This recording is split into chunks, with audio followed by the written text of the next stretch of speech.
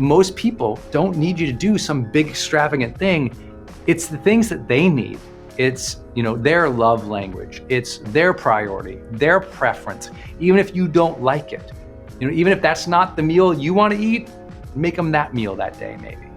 Maybe you've had a hard time and you could hold it against them. Maybe today you let it go and you approach them with open arms and an open spirit to try to repair. And I think you'll surprise people. Make sure by the end of this year, you have wowed your relationships. Wowing your relationships means today, you sit down, you identify the most important relationships in your life, and you ask the question, how can I wow that person this year? And it doesn't mean you have to do anything extravagant and buy them big gifts or take them on big trips, though you might have one or two people you want to do that with. It just means, usually, here's what wows people: appreciation, a written card, some encouraging audio texts, a nice email, more frequent phone calls. It's simple. It's simple. Wow the most important people in your life by the end of this year. Now, I know you might have already had a good track record. Maybe you had a great summer with somebody. Carry it on. See it through. Finish this year strong in your relationships. Remember, long-term healthy relationships are a secret to longevity and life satisfaction. So who's somebody that you could reach out to with some appreciation, some love, some encouragement? I put this as part of my morning routine, some of you guys know, is I send 5 encouraging audio texts every single morning to the persons in my personal life, usually, sometimes in my professional life, my peer network or my team. Usually for me, it's my personal network of friends and family who've encouraged me throughout the years. And I want to be that source for them. And so who could you wow by the end of this year? Maybe you've had a tough year like lots of couples did with your partner, your spouse, and you've kind of been struggling a little bit. And right now it's been all about the blame and the negativity. And maybe you guys aren't even going to make it. But could you still do something to wow that person? I think that when we remember that we signed up for the relationships we're in our life, by and large, that, okay, I signed up for this. I'm going to end this well, or I am going to wow this person, or I'm going to take it as an obligation or responsibility to make their life better.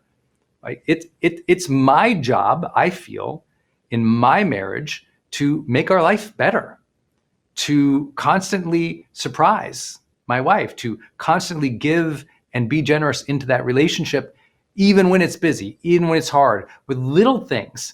And I can't say I'm great at it, but it's always on my intention radar. It's every day I'm thoughtful about it. Every day I try to do something, and it doesn't take much. I mean, the joy my wife gets when I pick up or clean up is amazing, So we all have different ways, and most people don't need you to do some big extravagant thing. It's the things that they need. It's, their love language. It's their priority, their preference, even if you don't like it. Even if that's not the meal you want to eat, make them that meal that day maybe. Maybe you've had a hard time and you could hold it against them. Maybe today you let it go and you approach them with open arms and an open spirit to try to repair.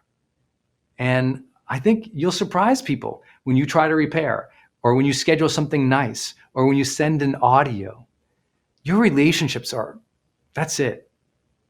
Many of you know I've done a lot of counseling and consoling and hospice throughout my life with people who lose loved ones. Recently, I had to go do that with a family.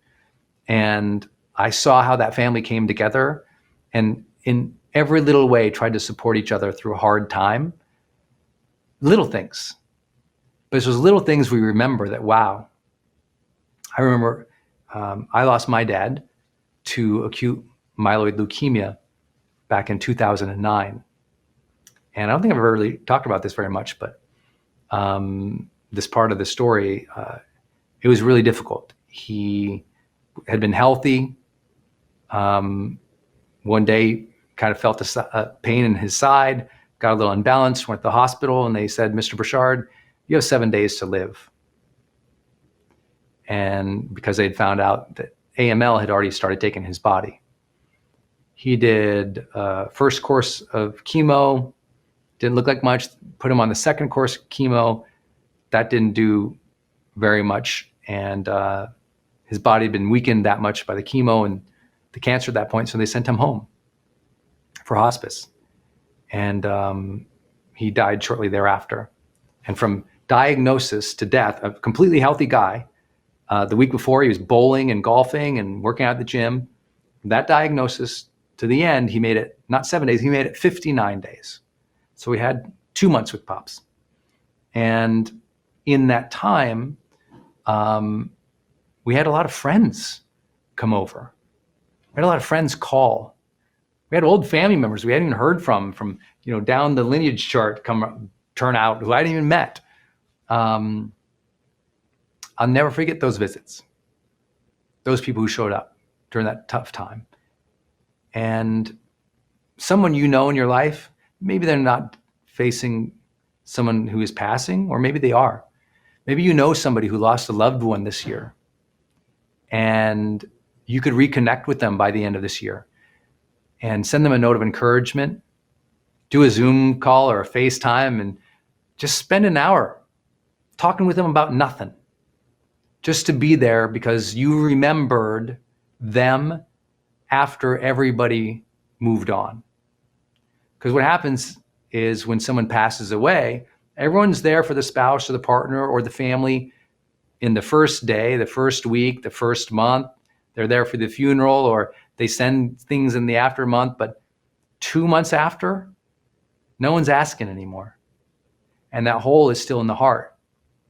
And sometimes when someone remembers that 2 months later, 6 months later, a year later, and they just call and check in and see how you've been, that's wow.